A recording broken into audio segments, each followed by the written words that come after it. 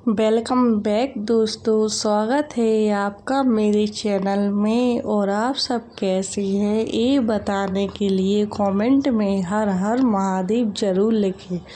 तो वीडियो में हम जानेंगे आषाढ़ माह के शुक्ल पक्ष की देवशयनी एकादशी हरिशयनी एकादशी कब है, एकादशी के क्या नियम विधि हैं, एकादशी व्रत में हमें किन किन बातों का ध्यान रखना चाहिए, एकादशी तिथि कब से प्रारंभ हो रही है और कब समाप्त हो रही है, पारण का शुभ मुहूर्त क्या है, बहुत सारी महत्वपूर्ण बातें आज हम इस वीडियो में जानेंगे।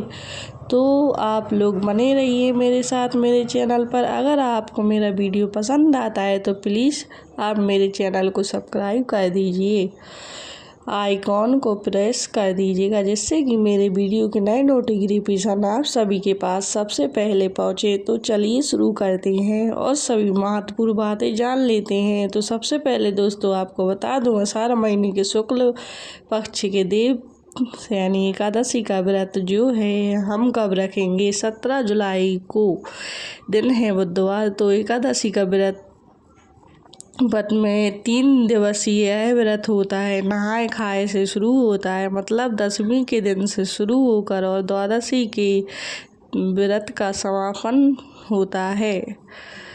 हम पारण करते हैं। एकादशी का व्रत बुधवार को पड़ रहा है, तो आप मंगलवार के दिन सभी जो दशमी तिथि के जितने नियम हैं, बाल धोने से लेकर शुद्ध सात्विक भोजन खाने वाला सभी कार्य आपको मंगलवार को करने हैं।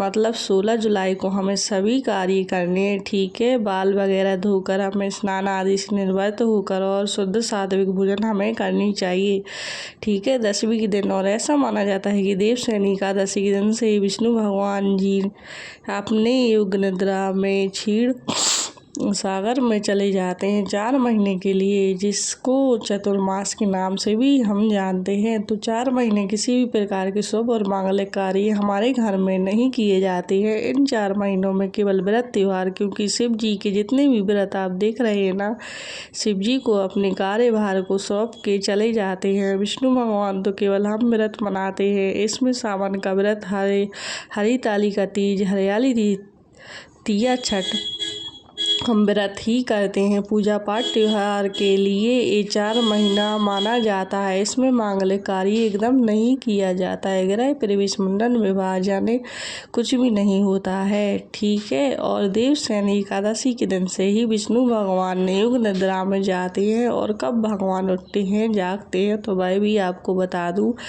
देव उठनी एकादशी जब कार्तिक महीने में पड़ती है ना, उस दिन भगवान जो है योग निद्रा से जागते हैं। तब हमारे घर के सभी मांगलिक और शुभ कार्य शुरू हो जाते हैं। विवाह शादी जैसे एंगेजमेंट हर चीज़ आप कर सकते हैं, लेकिन 4 महीने वर्जित रहता है, लगन नहीं रहता है। तो आप लोग देव उठनी एकादशी से जो लोग भी नया व्रत शुरू करना चाहते हैं कर सकते हैं। और आप जो है किसी प्रकार के शुभ और मांगलिक कार्य उसी दिन से किया जाता है जब भगवान जग जाते हैं, विष्णु भगवान, ठीक है। तो इस एकादशी का बहुत अधिक महत्व है। इस एकादशी का व्रत शुक्ल पक्ष की एकादशी अधिकतर लोग करते हैं। तो जो लोग भी करना चाहते हैं, दशमी के नियम विधि आपको बता ही दी। सुबह में आप लोग चावल वगैरह खा सकते हैं। दशमी के दिन रात को कुछ लोग दशमी के दिन से ही चावल का त्याग कर देते हैं, लेकिन ऐसा नहीं है, आप दिन में खा सकते हैं। रात्रि में आप लोग चावल का त्याग कीजिएगा, रोटी वगैरह आप लोग खा सकते हैं। दशमी के दिन ही आपको लहसुन प्याज जैसे मूली, बैंगन, अरहर की दाल आप खा सकते हैं। मसूर की दाल नहीं खाते, कुछ लोग मूंग और उड़द की दाल भी नहीं खाते हैं।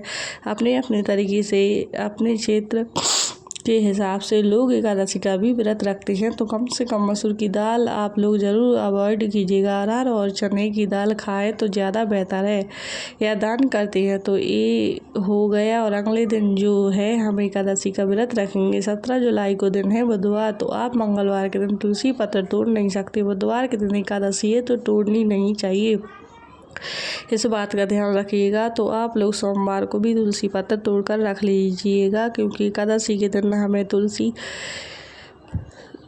जी को क्षति नहीं पहुंचाना है। तोड़नी नहीं है, ना उनके में हमें जल देनी है, क्योंकि तुलसी माता भी विष्णु भगवान के लिए व्रत रखती है। इस बात का ध्यान रखिएगा। और आप लोग जो है तुलसी व सोमवार के दिन ही तोड़कर रख लीजिएगा।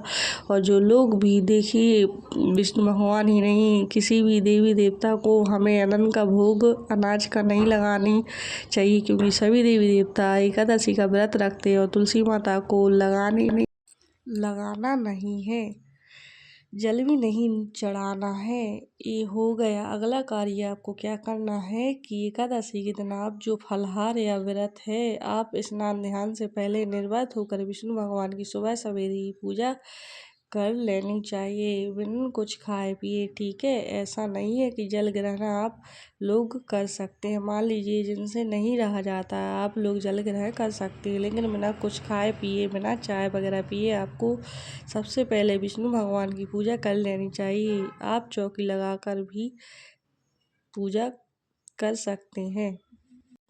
आप अपने मंदिर में साधारण विधि से भी पूजा कर सकते हैं। अखंड ज्योति किसी भी व्रत त्योहार में अगर आपको श्रद्धा है तो एक दीपक प्रज्वलित करके भी रख सकते हैं। जैसे जब तक जगते हैं कम से कम उतना देर तो जले। जब से पूजा स्टार्ट किए, प्रारंभ की, रात को सोने तक दीपक जले, तो इसको भी हम अखंड ज्योति ही कहते हैं। 24 घंटा ही जरूरी नहीं है, 12 घंटे का भी आप लोग कर सकते हैं, और आप चाहे तो 24 घंटा का भी कर सकते हैं। बहुत ही अच्छा होता है। अखंड दीपक जलाना, घी का भी जला सकते हैं या तेल का भी जला सकते हैं। और भगवान की विधि विधान से हम पूजा करेंगे। ओम नमो भगवते वासुदेवाय मंत्र का आपको जप करते रहना है, उच्चारण करते रहना है। 11 बार, 21 बार, 108 बार करते रहिए। और भगवान के पूजा में जितनी भी पीली चीज़ों का प्रयोग आप चाहे कर सकते। खुद भी पीला वस्त्र आपको धारण करना चाहिए, और करके विधि विधान से पीला पुष्प, पीला भोग, पीला मतलब चंदन, हर चीज़ भगवान को चढ़ाकर और हम पूजा करेंगे। करने के उपरांत जो है आप फलाहार कीजिए। जो भी फलाहार आपको भगवान ने भेजा है, दिया है, वो फलाहार आपको करना है। नमक नहीं खाना है। कुछ प्रॉब्लम है तब आप लोग सेंधा नमक खा सकते हैं, और शरबत, जूस सब ले सकते हैं। ध्यान रखिएगा कि व्रत के दौरान आपको सोना नहीं चाहिए, सोते नहीं हैं आप। तुलसी पत्र, ध्यान रखिएगा कि व्रत के दौरान आपको सोना नहीं चाहिए, सोते नहीं हैं। इस व्रत में आप अपने पास तुलसी पत्र रखकर सो सकते हैं। तुलसी पत्र रखकर अगर नींद आ रही है तो सो सकते हैं। सबसे महत्वपूर्ण कार्य आपको क्या करना है कि इस व्रत में चुगली वगैरह निंदा ना करें। एकादशी का आपने इतना उत्तम व्रत रखा है तो ध्यान रखिएगा फ़ोन पर या किसी से बातचीत के दौरान आपसे आए गलती ना हो, ना किसी पशु पक्षी को आपको मारना चाहिए, क्योंकि एकादशी का ही एक ऐसा व्रत है ना जो हमारे लिए होता है, किसी के परिवारजन के लिए नहीं होता है, केवल खुद के लिए होता है जो एकादशी का व्रत रखते हैं। और आप जो है एकादशी का व्रत दान भी कर सकते हैं। बार बार बताती हूँ, अगर आप बहुत कुछ लोग तो कुंवारे से ही करते हैं, महिलाएं जो बच्चे हैं वह भी कर सकते हैं। तो अगर बहुत सारा मतलब एक व्रत आपके खाते में हो गया तो आप किसी के नाम पर भी एकादश का व्रत दान कर सकते हैं। जो लोग इस दुनिया में नहीं, आप चाहे अपने पूर्वजों के लिए दान कर सकते हैं। यह हो गया बहुत अधिक पुण्य का कार्य आप करेंगे। अगर करते हैं तो ब्राह्मण बढ़ाकर और दान करवा लीजिए। जो भी विधि विधान है उसके पीछे आप लोग कर लीजिएगा। यह हो गया उसके बाद से शाम को जो हम अपना जो भी फलाहार है दोबारा से कर सकते हैं। कुछ लोग नहीं करते सूर्यास्त के बाद, तो आप देख लीजिएगा। और अगले दिन द्वादशी के दिन फिर से हमें स्नान आदि से निर्वृत्त होने के बाद सूर्यदेव को जल देनी है। व्रत के दिन भी देनी है। व्रत के दिन आप चाहे तो फल फलाहार पैसे का दान कर सकते हैं।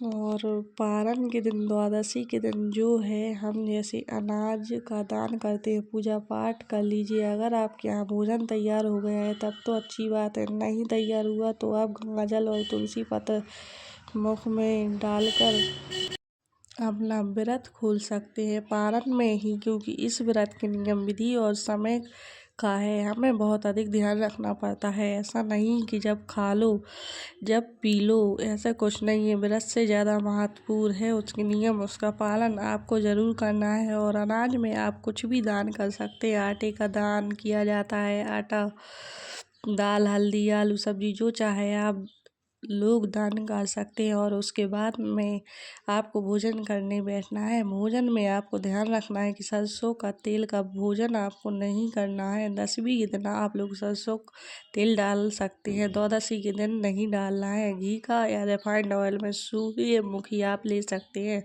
यह मूंगफली का तेल आप लोग ले सकते हैं। जिसको मान लीजिए घी नहीं मिलता है, आप लोग बोलती हैं उनके लिए बता रही हूँ, और घी हो तो सर्वश्रेष्ठ है।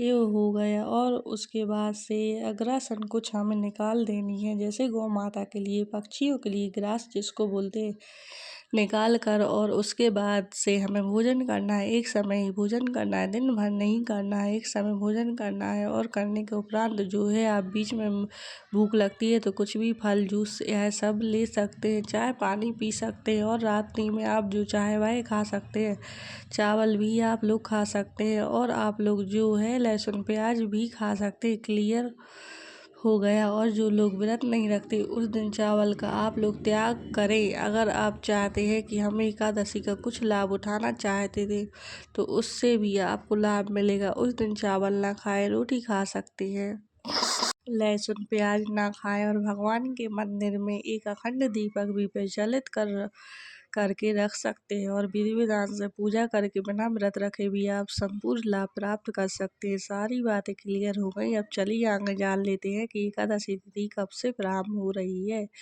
कब समाप्त हो रही है, पारण का शुभ मुहूर्त क्या है। तो आपको बता दूं, एकादशी तिथि 16 जुलाई रात्रि 8:34 पर प्रारंभ हो जाएगी और एकादशी तिथि समाप्त होगी 17 जुलाई रात्रि 9:30 पर। तो उदय तिथि को ध्यान में रखते हुए 17 जुलाई दिन बुधवार को हम एकादशी का व्रत रखेंगे, हरि शनि एकादशी का व्रत रखेंगे। और पारण का शुभ मुहूर्त आपको बता दूं तो 18 जुलाई दिन गुरुवार को सुबह 5:30 बजे से लेकर 9 बजे तक आप लोग पारण कर सकते हैं। जो लोग गुरुवार का व्रत रखते हैं तो आप लोग तुलसी पत्र और गंगा जल मुख में डालकर पारण कर लीजिएगा। गुरुवार के व्रत में तो एक समय मीठा भोजन करते हैं, तो आप अपने अनुसार देख लीजिएगा। अगर रहा जाता है तो मीठा भोजन करके और तब अपना पालन कीजिएगा। और जिनसे नहीं रहा जाता, सेंधा नमक वगैरह खाकर भी भोजन करके भी अपना पालन कर सकते हैं। तो यह वीडियो मेरा यही तक का था। फिर मिलती हूँ एक नए वीडियो में, तब तक के लिए नमस्कार। स्वस्थ रहिए, सुरक्षित रहिए।